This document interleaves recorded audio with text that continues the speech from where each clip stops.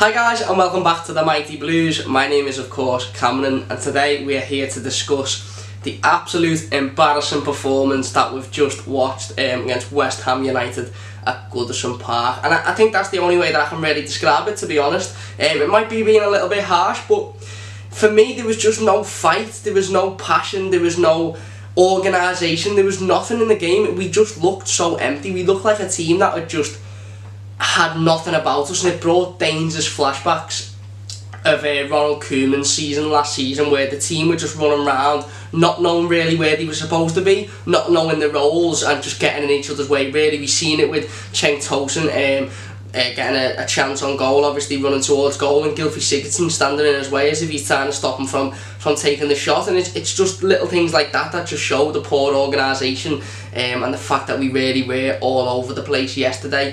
So we'll start off with the team, the starting 11. It looked very similar to how I predicted it to look. Lucas Digne played, Gylfi Sigurdsson obviously took the armband in Jagielka's and Seamus Coleman's absence. Dominic Calvert-Lewin played on the left over Bernard. I predicted Bernard to play. For me, it just was the factor in the game when Bernard come on. He was the best player on the pitch when he come on. I've actually put him up there as my key player, but I'll say it again, Dominic Calvert-Lewin cannot play on the wing. He is not a winger, he's a striker, and he's very young, and I don't think people should jump on his back because he is very young and he's got the potential there.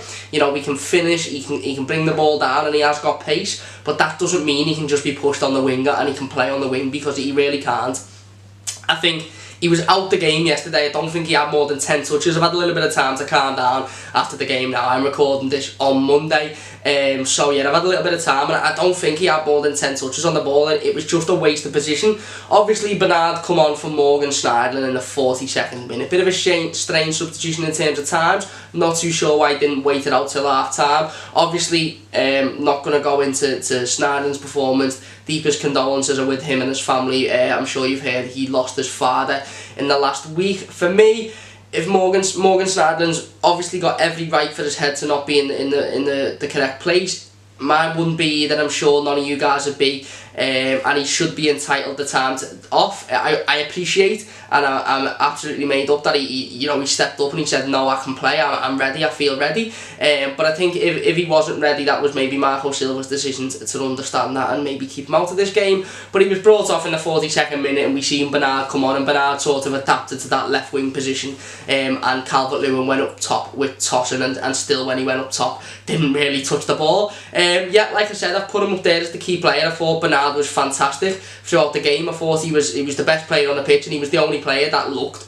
good, remotely good for Everton. You could probably argue Lucas Digne as well, looking good, but I think Bernard was the clear standout player for us in this game. So we'll start with the first goal, shall we? So the first goal, I was so shocked. I was sitting in my seat in the park end, and I was just watching it, and I just thought, wow, how has that happened? A ball just comes across the top and it just splits the midfield, the defence, it just splits everyone apart. It's like a ball comes this centre, and it's like the fucking centre of the earth just goes vumph and just opens wide, and Arnautovic runs onto it, and he ends up, it's an easy cut through pass to Yarmolenko, and Yarmolenko finishes it.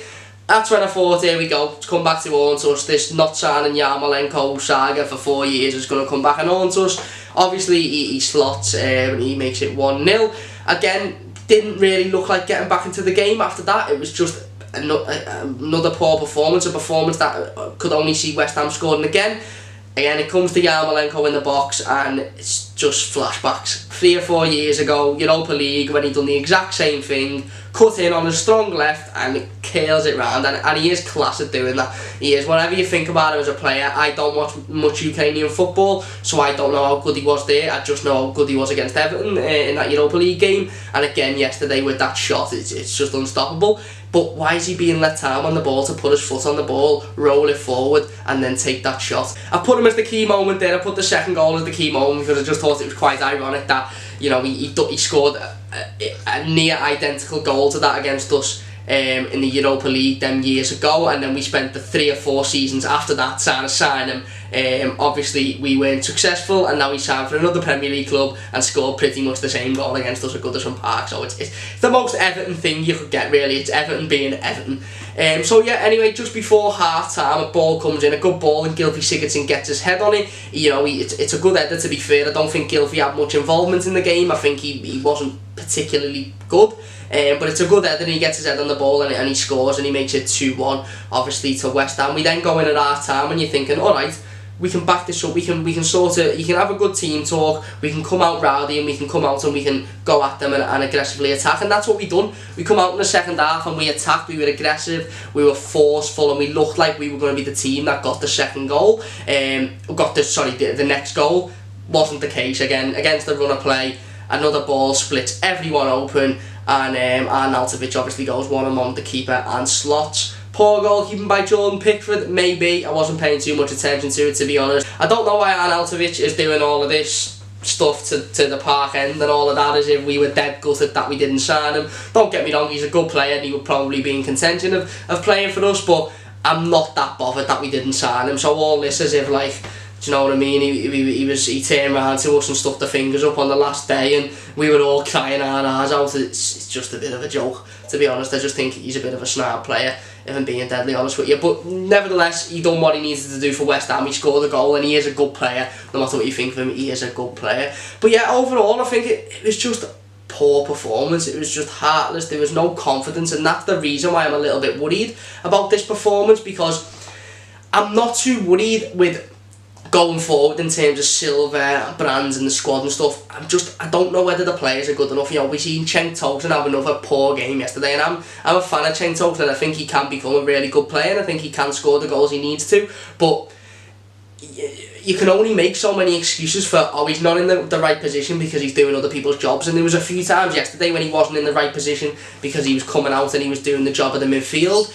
But there was a couple of times when he was banging the right position and he didn't make the most of it. Like I said, the one where Gylfi Sigurdsson gets in his way, you could argue that Sigurdsson's a little bit, you know, at fault for getting in the way there, but Tosun should still do better with the final shot. And he also had as a header as well, about 2 yards away from the goal, and he just straight into the keeper. And they're the chances you need to be finishing. I've seen Andy Gray on the radio today saying he's not good enough. I don't know, but for me at the minute he's not, and something needs to change before that Arsenal game. Obviously, I think the real positive to come out of this game is that, obviously, as I mentioned at the start of the game, the two players that we've seen have a really good game in Bernard and Luca Digne, both new signings. Obviously, Richarlison has had a good start to the season, another new signing. I know he spent a little bit of time out suspended, but nevertheless, he's had a good start to the season. And then we haven't seen Mina and Gomez yet, so the signings are looking good. Zuma is doing what he needs to do. He hasn't particularly been amazing, but he hasn't done anything wrong per se. So the new signings are looking good, but I just fear that it's going to get to a point where we just need to replace sort of the whole squad because the rest of the players sort of aren't good enough. But yeah, another poor performance at Goodison Park, and it's all of a sudden an average season or an okay season or an acceptable start to the season, starts to become an unacceptable and a poor start to the season. We've taken a point out of a possible 6 against two of the worst teams in the Premier League in terms of form this season. We've taken 1 point from Huddersfield at home and West Ham at home, and that is poor, and that's why I got a little bit worried. And I don't know how to feel, because I know it's 5 games in and the new players that he's brought in are looking good, and you know we still should have the confidence, but you can't help but worry that 1 point out of them 2 games at home is a worry, and the players obviously aren't performing. I think a lot needs to change for the Arsenal game. I think Bernard needs to come in and start. It's very clear now that, you know, Calvert-Lewin can't play that role on the left-hand side. I know Richarlison is back, but bearing in mind, I think Richarlison should play centre forward. Now, I don't know whether that means taking Cenk Tosun out the team and playing Richarlison directly up front, or playing Richarlison up front with Cenk Tosun and taking one of the central defensive midfielders out. I dare say Morgan Schneiderlin will still be obviously more in the depth of his father, which is understandable. Whether he'll be ready to play, I do not know. Garner Gay had a poor game. Theo Walcott had a poor game. Mason Holgate, I thought, had a poor game.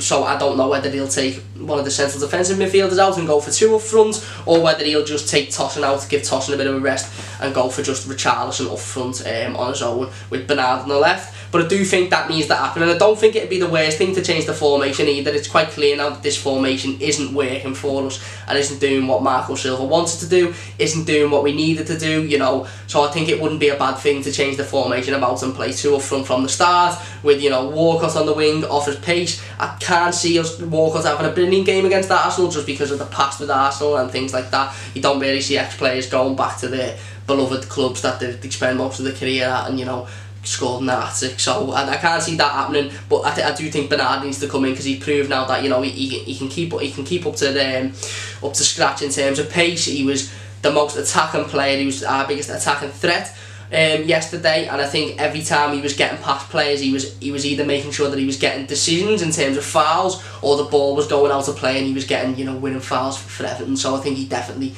needs to play.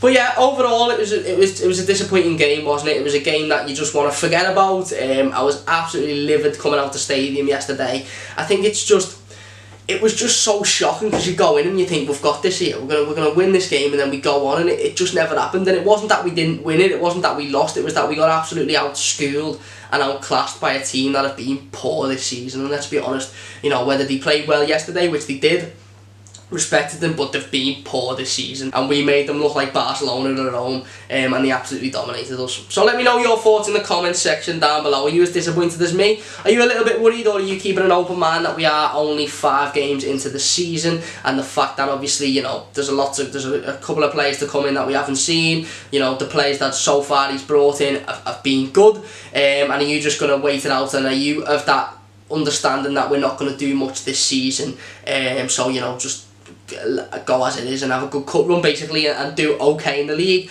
Or are you worried and starting to get a little bit, you know, frustrated with the results? So let me know your thoughts in the comment section down below. Thank you guys so much for watching. I will be making a video during the week discussing the number 9 position and the striker position, and who I think should play there going forward, and how I think we should adapt, or how Marco Silva should adapt the formation to make way for, you know, a striker that can generally score goals. If that's not Cenk Tosin, it needs to be somebody else. If it is Cenk Tosin, he really needs to get his head down in training and you know, start to get that confidence in front of goal. So thank you very much for watching. I'll see you guys through the week for another video. If you have enjoyed, please do drop a like. If you want to see more content from the Mighty Blues, then do drop a subscribe. Like I said in the last video, we are very close to 50 subscribers, so that is unreal. Didn't think I'd get that, you know, anywhere near that so soon into starting the channel. So thank you guys so much, and I'll see you guys soon on the Mighty Blues.